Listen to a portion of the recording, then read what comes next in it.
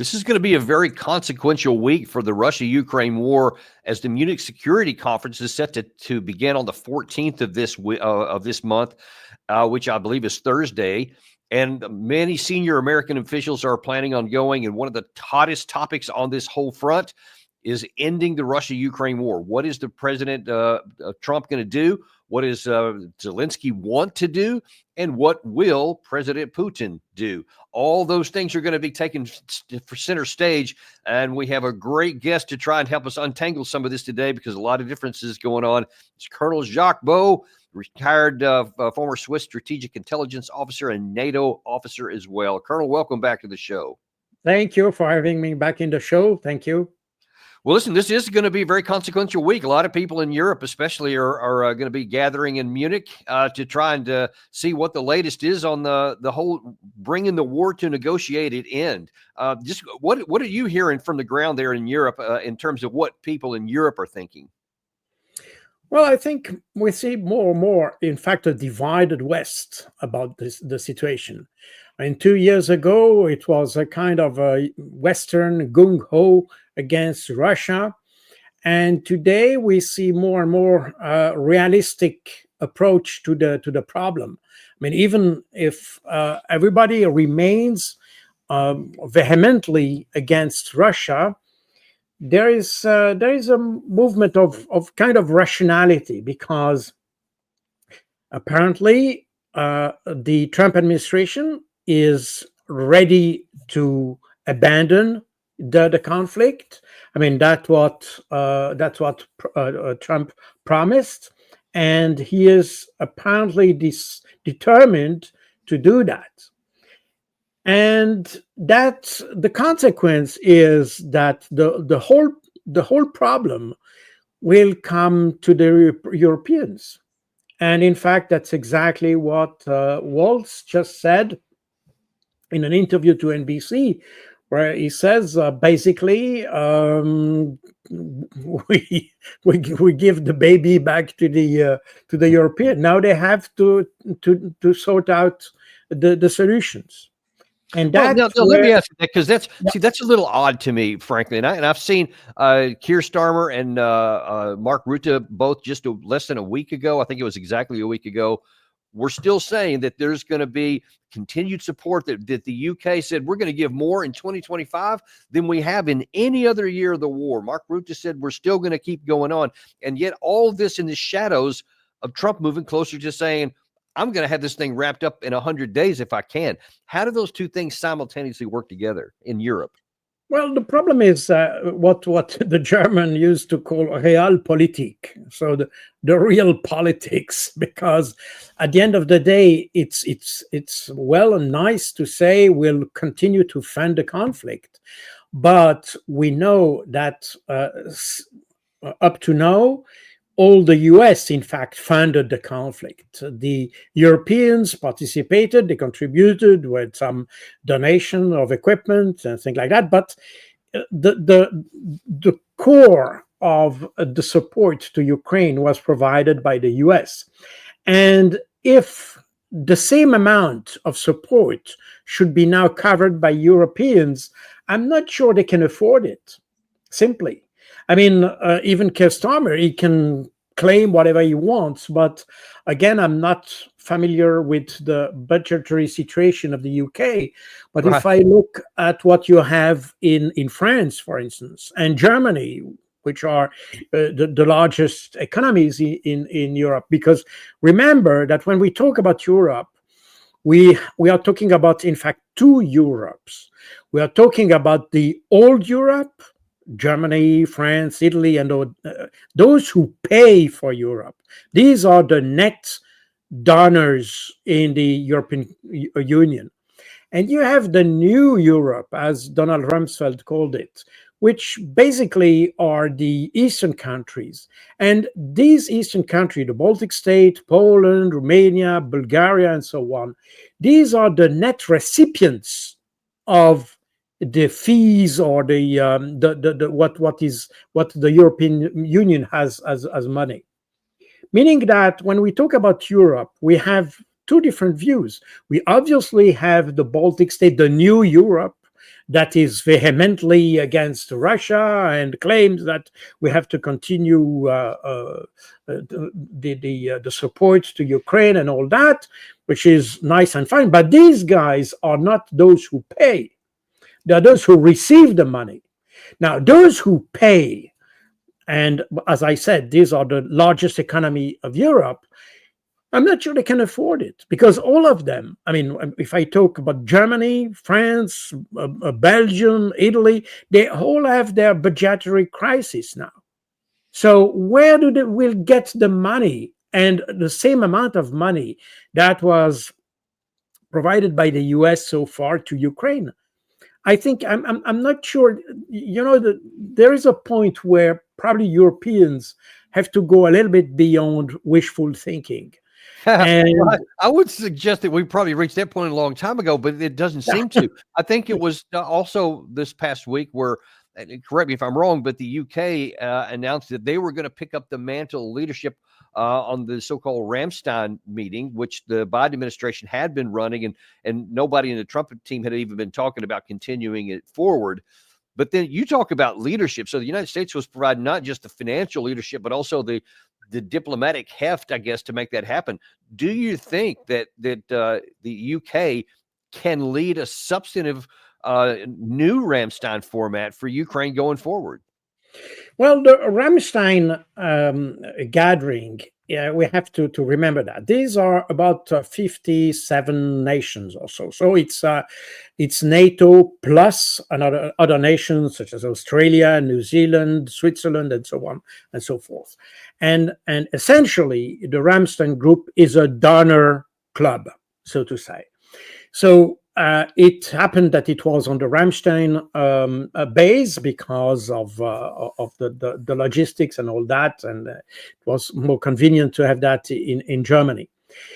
But US was leading this group because it was the largest donor, and it was almost obvious, it made sense in fact to have the US to make this kind of coordination. In addition to that, they have the assets and the resources to manage this kind of resources. And of course, when we talk about resources, we're talking about the whole supply line that goes from Australia to the battlefield, or US, and so on and so forth. So meaning that requires a lot of logistical assets, and the US were best to coordinate that. UK can probably do that technically, but they will not have the same kind of leadership, because the US, obviously, as the largest donor, had the kind of legitimacy to do that. I'm not sure that the UK would have the legitimacy to do that as well. And in addition to that, we are in a more confused time, because, as I said before, a lot of countries are today questioning the purpose of the support to Ukraine. And we see that very much in France. We see that in Germany. And that will certainly be amplified by the upcoming elections that you will have in Germany. And in France, it's not completely settled, but you have a crisis that may lead to some change in the parliament and in the government as well. So I'm not sure that UK will have an easy job in leading this whole coordination. Well, I might go so far as to say it's an impossible task, because I mean, just imagine if we were saying, okay, the United States is just going to step aside from the Ramstein format and the leadership, et cetera, and here, UK, you pick up the mantle. It would be challenging, but maybe doable. It depends on how they work, because they'll have a lot less heft when it comes to cajoling anybody else to give certain stuff like the previous administration did, because that was the priority of the United States. Instead, you have the opposite. Here's what President Trump said from Air Force One just yesterday. You realize if you don't clarify that, everyone's going to assume you're talking to President Putin regularly? Well, they can assume that. So is it safe It makes sense. Well, I don't want to talk about it. And if we are talking, I don't want to tell you about the conversation. It's too early. But I do believe we're making progress. We want to stop the Ukraine-Russia war. And I want to stop it just because I hate to see all these young people being killed. The soldiers are being killed by the hundreds of thousands. So you're starting to put together a plan for like a peace formula or some sort of resolution? We're talking to both sides. And I would imagine I would be meeting with Putin, yes, at the right time. I think at the right time, at the appropriate time. And at least historically, when a president would say something like that at the right time meet with Putin means that once all of the subordinate leaders have gotten something close to a negotiated settlement or agreement on whatever, and then the two leaders would come together to finalize agreements and then make an announcements or so. But that tells you that very feverishly behind the scenes, apparently, both the United States and Russia are working hard on finding an end to this conflict. And for his part, Putin has said also that he's perfectly happy to talk. But I thought it was interesting, and I'd like if you think this means anything or not, that Trump has been focusing a lot on the human cost and the casualties. He's on both sides of this, but Putin has also said that one of the reasons he wants the war to come to an end is because of the humanitarian cost, both to the soldiers on the ground as well as civilians. Do you see anything interesting in there, both citing that as being why they want to bring this to an end? Well, I think on the Russian side, it has always been the position. I mean, the Russians always said they are ready to talk, and they have demonstrated that on 3 occasions. I remind you that one day after the start of the special military operation, that means on the 25th of February 2022, Zelensky called the Swiss Minister of Foreign Affairs to organize a peace conference. The peace conference didn't happen, but you had a first round of talks that happened at the Belarus border that started right on the 26th or 27th of February 2022. And the Russians were ready to do so. And eventually the Europeans asked Zelensky to stop that. And Zelensky, because he noticed that the whole thing was probably not going in the right direction, he resumed some talks, and that were the talks that happened in Istanbul. And the Russians participated in that, and that was more or less constructive until Boris Johnson came and stopped the whole thing again. And you had a third occasion that is very rarely mentioned, that came in August 2022, when Erdogan visited the Ukraine, and he proposed a summit between Zelensky and Putin.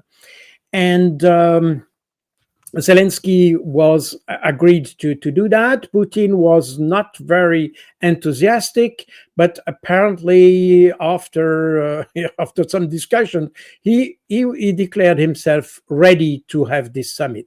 And then Boris Johnson came again, and that was end of August 2022. That was 1 week later or something like that. It was something like the 20th of August. And Boris Johnson came again and said it was not the time for flimsy agreement or flimsy talks or something like this. And what around that time, isn't that also somewhere around August? Isn't that when Ukraine launched its a surprise move in the Kharkiv area? That came just after.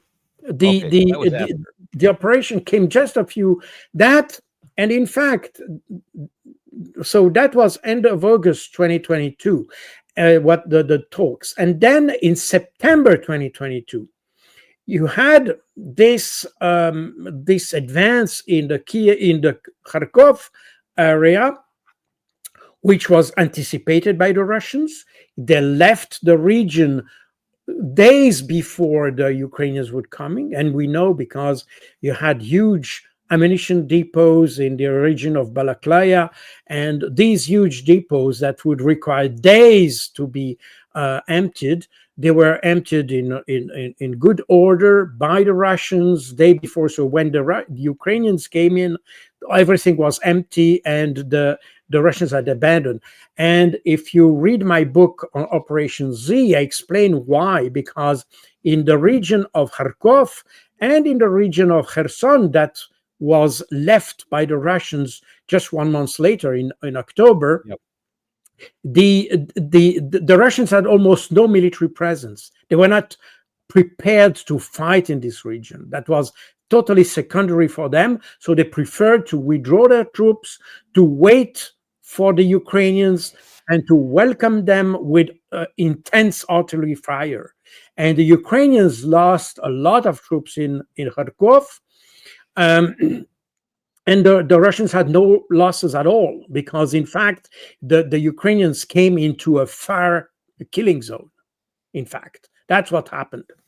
And but after September, and that's this early success or apparent success of the Ukrainians in September 2022, Zelensky adopted his or he promulgated his decree, and the decree was discussed in the National Security Council of Ukraine on the 30th, or agreed by the Security Council on the 30th of September. So just after, because then Zelensky was kind of reshuffled by the success of the Kharkov offensive, and he decided that from that point there is no need to talk with the Russians. And you had just a few weeks later, you had the Kherson episode that was in fact very similar to what happened in Kharkov. The Russians withdrew well before the Ukrainians would come, but it gave to the Ukrainians and to the West at large, it gave the sense that there was a capacity of the Ukrainians to advance and to regain territory. Right. But I think it's exactly what I was about to ask you, because there was definitely a lot of public enthusiasm, and even among many military journals here in the United States, that they were saying, this is now two big, huge losses for the Russians. Now the Ukraine needs to keep pressing it on, start this offensive in 2023. But there was one voice in November, I think you and I have talked about this before, in November of 2022, where Chairman of the Joint Chiefs of Staff, Mark Milley, very publicly came out and says, if you ever wanted a negotiated settlement from a position of strength, now is your time. So I've always interpreted that to mean that he is well aware that those successes were temporary and had caveats, and that Russia was in the process of ramping up, and he knew that time was not going to be good to the Ukraine. I wonder if you have any knowledge about what conversations may have been going on in Europe around that time. Did they or did they not recognize the reality of what those victories for Ukraine meant? No, with the problem of the West, and that's still the case, especially in Europe, a little bit less in the US because of the new approach that the Trump administration has. But in Europe, it's still the same thing. We tend to believe in the narrative we have created. And that's the problem, because instead of looking at the reality on the ground, we rely on the narrative we created. And that's exactly what happened then. The whole issue, I mean, if you may remember that in October 2022, as the Ukrainians were to enter the Kherson region, Zelensky said to his troops, don't go too fast. Don't go there too fast, because it might be a trap set by the Russians. Because he had the previous experience of what happened in Kharkov.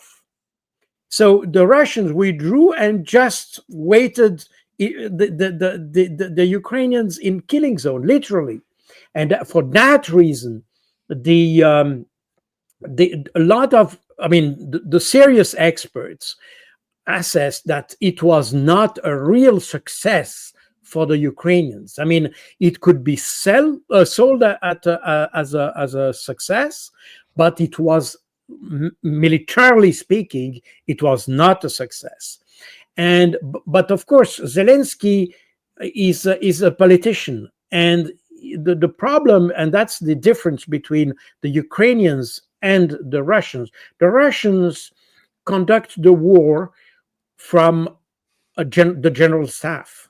I mean, it's a military conduct of the war. It's not Putin that conducts the war, it's the military. While if you go on the Ukrainian side, it is Zelensky. And Zelensky, of course, he has not the view of a military, but the view of a politician. That's the reason why for him the narrative, the rhetoric is so important. And that's the reason why, in fact, Zelensky tried to exploit this apparent success in Kharkov and in Kherson to show the West that he was, I mean, his forces were able to lead a serious counteroffensive against the Russians. And hence, from that point, you had all this narrative of the future counteroffensive that eventually was launched in June 2023. Yeah, But yeah, to much fanfare and failure. But so now then here we are with all of that history. Now then here we are on the current situation. As you mentioned, there has been a change of administration. So there's been a dramatic alteration in where the United States plans on leading. And we mentioned that Trump showed right there he's, not only ready, but has already been talking to Putin. Apparently somewhat before that, in December, after Trump had been elected, but apparently before they had talked, Putin was asked, are you going to talk to Trump? Are you willing to have negotiations? And he said, yes, of course. But he added a couple of interesting caveats, which may have something to do with where negotiations are going now. We're also open for dialogue with the new US administration on the Ukrainian conflict. The most important thing here is to eliminate the fundamental reason for the conflict. That's the most important. And as for settling the situation itself, its goal should be not a brief ceasefire, not just getting some time to regroup and rearm and carry on the conflict, but long-term peace based on respect to lawful interests of all people and nationalities living in the region. So that's interesting what he says there. We're not looking for any kind of a ceasefire because that's one of the things that the Kellogg plan has claimed to be looking for is a ceasefire, something like the Korean scenario where they'll have an east and a west in this case instead of a north and a south, but like a demilitarized zone. And you've even had Zelensky saying, hey, how's about 200,000 peacekeepers going to go ahead and knock on that? But you have the Putin there leading with, yeah, we're looking for a way to end this war, not to just freeze it on the current line of contact. What does that tell you about where the Russians are? Well, in fact, the Russians have been constant on that. I mean, if you read what Vladimir Putin said on the 14th of June at the foreign ministry, to the foreign ministry officials, he said exactly the same thing. He said, we will not, there will be no ceasefire, there will be a solution. We want a definitive solution. Well, in fact, actually, we have that handy. But before you finish on, let me show, in case anybody didn't see that, here's what he said on 14 June of last summer. The essence of our proposal is not some kind of temporary truce or suspension of fire, as, for example, the West wants. This is not about freezing the conflict, but about its final completion. And I will say again, as soon as Kiev agrees to a similar course of events proposed today, agrees to the complete withdrawal of its troops from the DPR and LPR in the Zaporozhye and Kherson regions, and really begins this process, we are ready to begin negotiations without delaying them. I repeat, this is our principled position. Neutral, non-aligned, nuclear-free status of Ukraine, its demilitarization and denazification.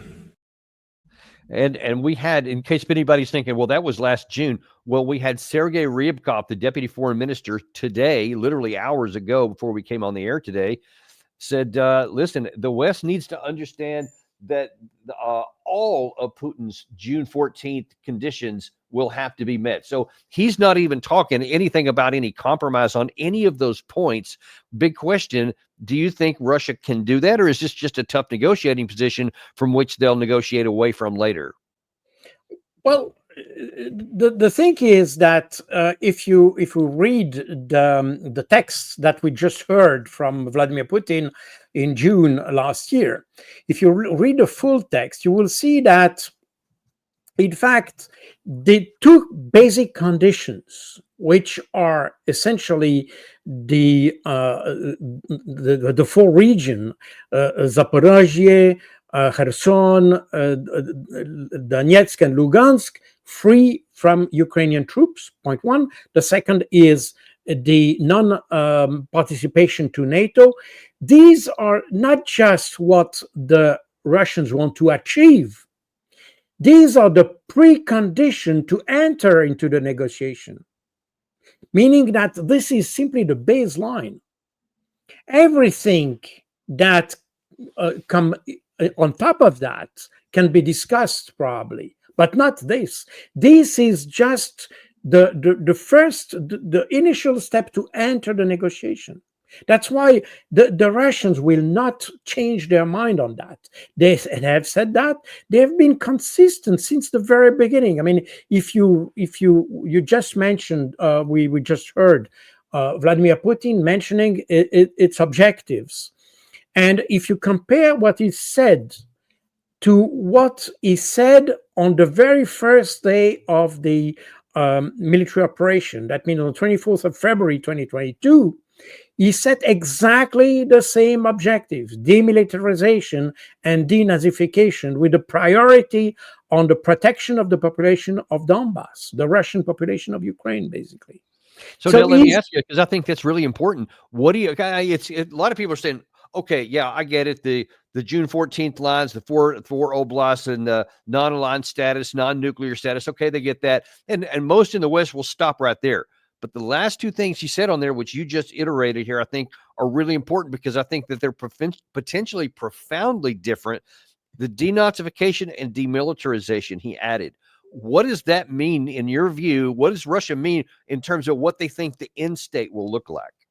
Well, they have defined that extremely clearly. Demilitarization and we have to remember that the reason why the operation was started, and I repeat my word, I'm very, very careful here.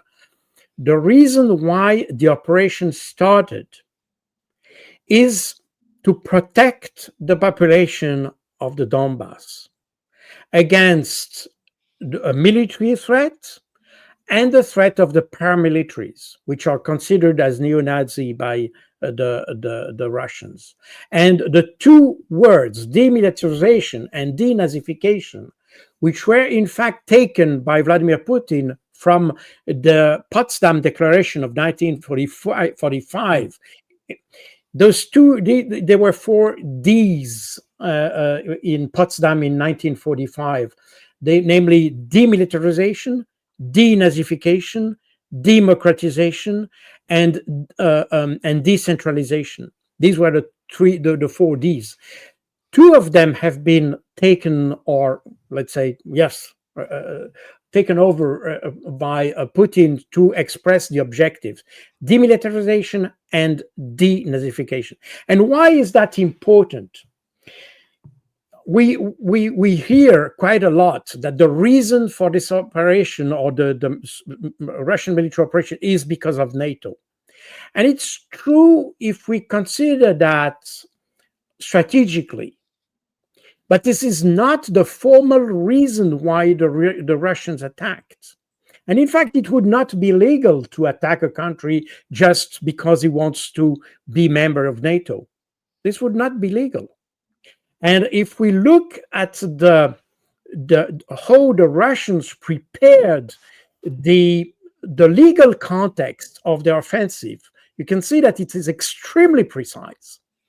And the reason why they entered, it's to implement the so-called responsibility to protect, which is a principle of the United Nations.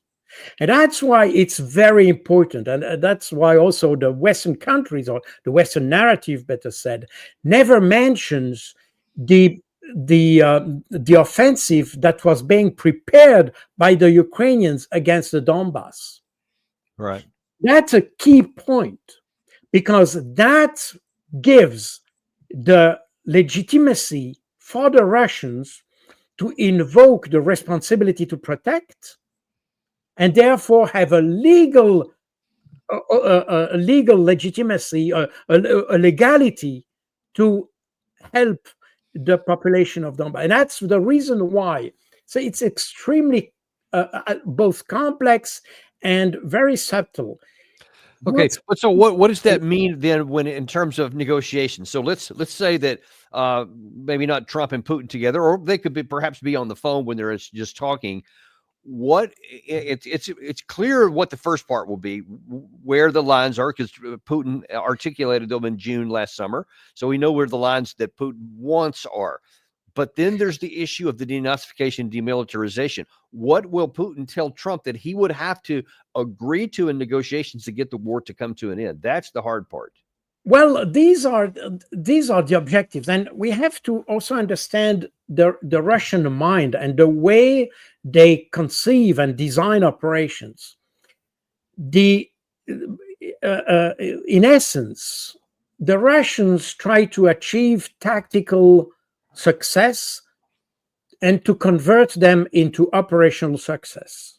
When they have an operational success, they try to convert it in a strategic success, meaning that the word demilitarization that was clearly explained in February 2022 by Vladimir Putin as the demilitarization of the threat against the population of Donbass today is converted into something strategic, which is the demilitarization of Ukraine. It is an incremental process that you can see constantly, that you also see in World War II by the Soviets. It's the strict application of the Clausewitzian principle that when you achieve a success, you don't stop to the tactical value of your success.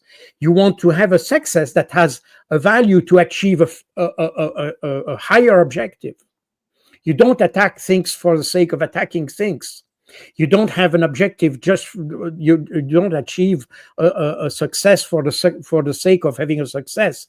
You want to be able to use this success for a higher objective, and that's exactly what Vladimir Putin is doing, and that's the rationale behind he can still use the word demilitarization and denazification, although interestingly enough, after Mariupol was encircled by the Russian forces in March 2022, and namely on the 28th of March 2022, the command of the Russian forces said that the objective of denazification was reached, in essence. The problem is that since then, you still have paramilitaries, you still have those guys in volunteers and all that who still have this kind of ultra-nationalist and neo-Nazi. I mean, you can call, although the official word used by Vladimir Putin is always neo-Nazi, not Nazi. That's very also important. But anyway, that's a detail. So would he ask Trump to say, okay, I want to literally physically disarm all of the militia exactly that they're fighting? Yeah, the militia, it want to destroy the potential of disturbance that provided by the Ukrainian military system, if you want. Not simply the military forces, but also the paramilitary forces. You have to understand that beyond the simple military forces in Ukraine, you also have those paramilitary forces that are still active in Ukraine. You even have armies like the Ukrainian Volunteer Army, which is not part of the armed forces, but works together with the armed forces. So it's a very complex system. But these are right-wing extremists. And that means that for the Russians, the fight they are conducting in Ukraine is not simply against the official military forces of Ukraine, but against the whole setting of paramilitary forces that have been armed, equipped by the West trained by the West, trained by the UK, for instance, Canada, and so on. So they Okay, want so to that destroy this sets potential. up that sets up the United States and the West for, as I see it here, a real dilemma, because what it sounds to me like is that Russia will either is setting themselves up for a situation. You tell me if you think I'm wrong here.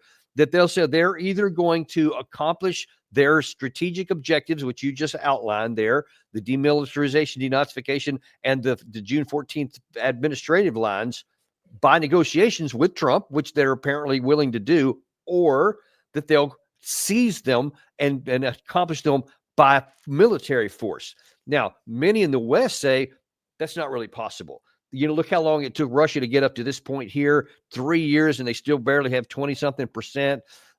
They made progress in 2024, but it wasn't huge progress, and there's still a long way to go even to get to the Dnieper River.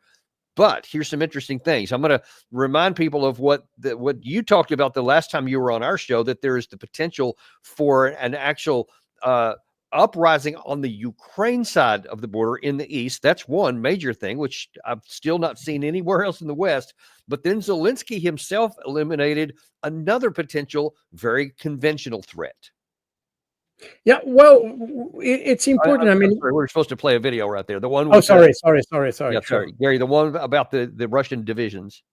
Знаємо, наша розвідка нам доповідає, що росіяни створюють нові дивізії, нові військові виробництва розвивають. Очевидно, буде і надалі розширюватись їхня співпраця з Північною Кореєю. На жаль, сучасні технології війни Москва розповсюджує ще у той регіон, зокрема, дронові технології. І це означає просту річ. Путін готується зовсім не до перемовин, не до настання миру, а до продовження війни. І не тільки проти нас, проти України. Всі партнери повинні про це знати і повинні це бачити. Відповідну інформацію ми готові передавати, і по лінії розвідок вже відбувається відповідна комунікація. Ми повинні разом бачити, які є загрози, які є наші інструменти протидії. Потрібне чітке розуміння тут, в Європі, кожній країні доведеться зміцнювати оборону. Sorry, he was a little bit wordy there, but when you look at some of the other things he said in context of that, he's basically saying there is, and later he quantified it, a 100,000 additional Russian forces that are outfitted with armor and drones and all kinds of other technology, not engaged in conflict right now, meaning that somewhere behind the current lines, which are still moving to the west, Russia could punch through a very large formation that it's unclear that Ukraine can manage. So when you look at those two things together, what could be on the Ukraine side of the eastern part of their country and what could be on the Russian side of that line with a large formation on top of what they already have, is it plausible that Russia could seize all the territory that they want and physically denazify and demilitarize Ukraine? Well, I don't know if Russia is willing or even prepared to seize a larger part of Ukraine.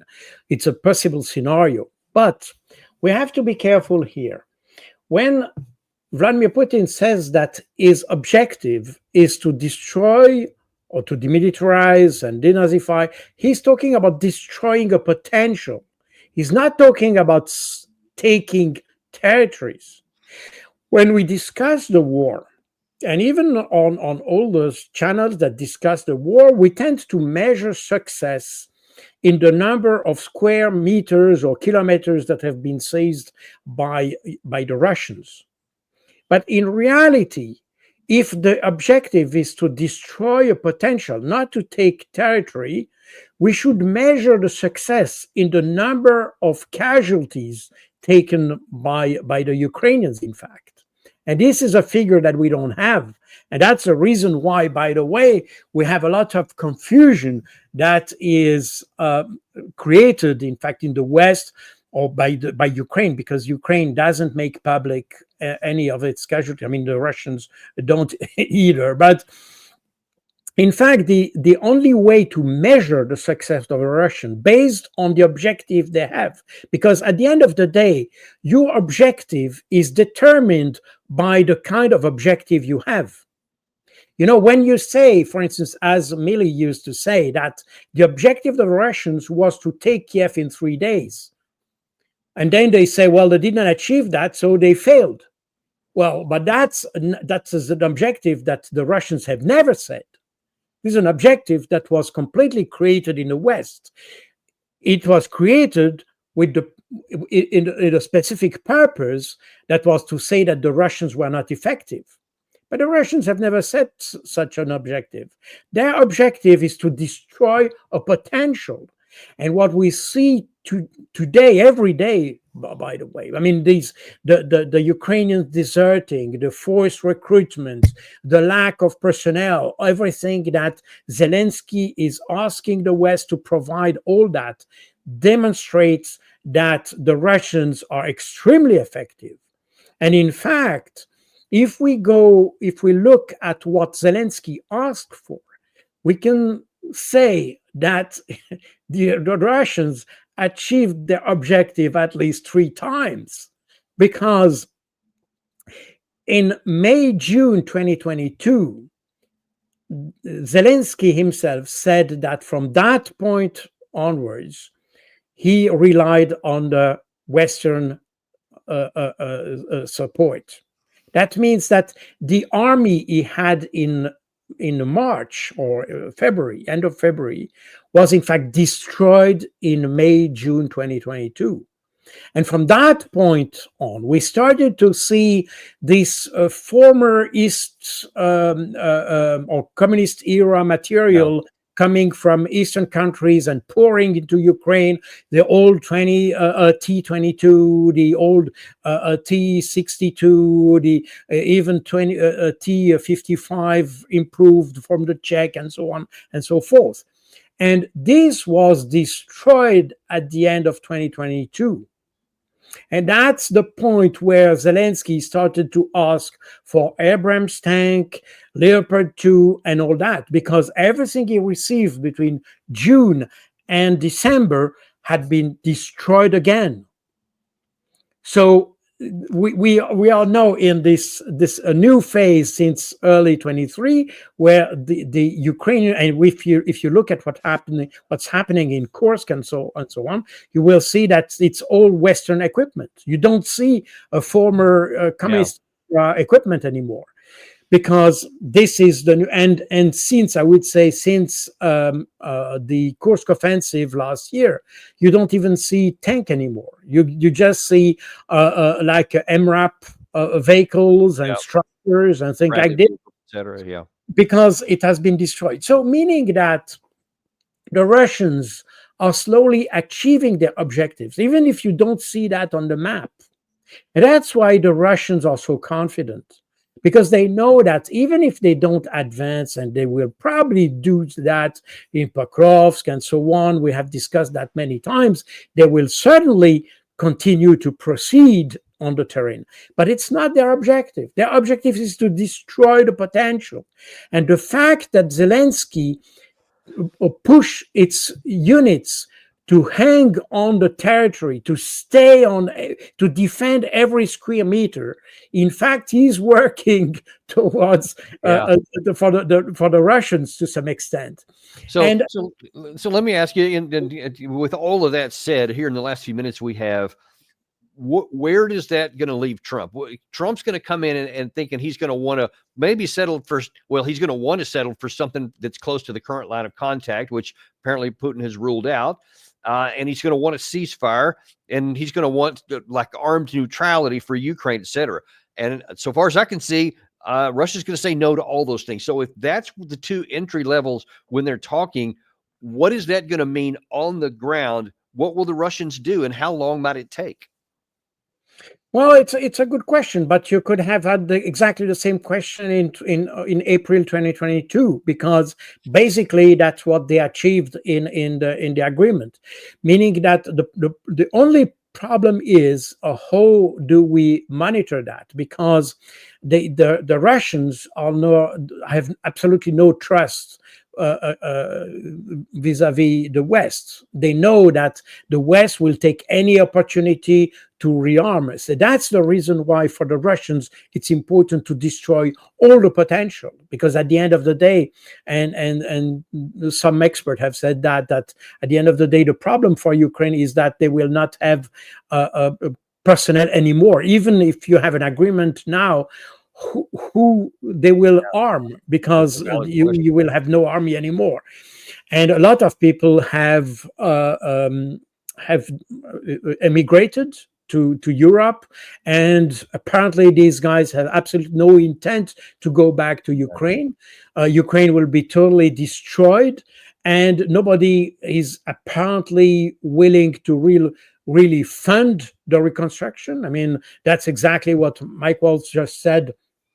He said, "Well, we are not going to fund the reconstruction of Ukraine. That's for the Europeans, but the Europeans have no money for that." Meaning that, in fact, the Russians will achieve this kind of demilitarization. They will destroy this potential. And the problem is that since the West didn't want to recognize the real objectives of the Russians, in fact, they led Ukraine on the path of self-destruction. And the last question I have for you here, in terms of how long this can last, if Russia does what it did in April 2022, they didn't get the deal they wanted, so they just continued to fight. So one would say they would probably continue to do that. But here's this isn't 2022 anymore, and apparently General Ryabkov, I'm sorry, yeah, I think it was the SBU general in Ukraine, admitted on air that if the war continued on like it was, they might not be able to continue having a viable military 6 months from now. They may just collapse. How do you see that? Yes, I think it was Narishkin or the or Patrushev, I don't remember, but in any way, yes, I think that's exactly what will happen. The problem is that you have on the one hand, you have what the Russians are achieving on the ground, meaning the destruction of the military potential. But in addition to that, you have two things in Ukraine itself. First of all, you have what is at this stage not very much predictable, but it's an obvious force that is emerging, the partisan warfare that we have discussed last time. This is certainly one aspect. But there is also another aspect, that the population is tired of this conflict. Yep. Because they are suffering from this conflict, and they want to stop. And if you look the polls that the Kiev Institute for Sociology has recently published, you can see that you have less and less people in Ukraine that is willing to continue the war. And more or less today, you have about 50% of the population of the western part. I mean, the population which is under Kiev control, that is ready to accept to abandon the territories in the east and the south to the Russians in exchange for peace. Meaning that the Russians are achieving their objective. And if they achieve that, and if you have a treaty that sets a clear situation that Ukraine can be allowed a certain size for the armed forces, certain conditions, no participation to a military alliance, and nota bene, this was already in the Ukrainian constitution of 1991. Right. So the idea that there were no foreign troops on Ukrainian territory, no nuclear weapons, that the word neutrality was not used on that constitution, but there was a clear idea that there were no membership of Ukraine to any kind of a military alliance. So meaning that, in fact, what Russia is asking for is simply a return to this constitution of 1991, meaning that it's not completely unacceptable for the Ukrainians. It's just unacceptable for the Europeans, but not for the Right. Ukrainians. You see what I mean? I do, yeah, and we'll find out how this is going to play out, because apparently we're getting closer to the, I guess, where it finally finds out the rubber meets the road, and we'll see what is going to be determined. Or is it going to be a negotiated settlement, or is it just going to be a longer war until the attrition plays its final role and there's a collapse? I mean, I think it's probably going to be one of those other ones there, but we'll wait and see how that happens. But thank you so much for coming on today. As always, it's an absolute delight to have you on. That was my pleasure. Thank you very much. Thank you. Thank you very much too. And also to let you guys know, I'd mentioned before that I was had been interviewed by Tucker Carlson, did a report. We recorded. Sorry, couldn't get the word out. A show of, I guess, several weeks ago. Finally has hit the market there. It's on there. The link to this show is in the description here. If you want to go check out what I told Tucker Carlson, you can see that there. In the meantime, we appreciate you guys coming. Be sure and like and subscribe if you haven't done that yet. And we'll look forward to seeing you on the next episode of Daniel Davis Deep Dive.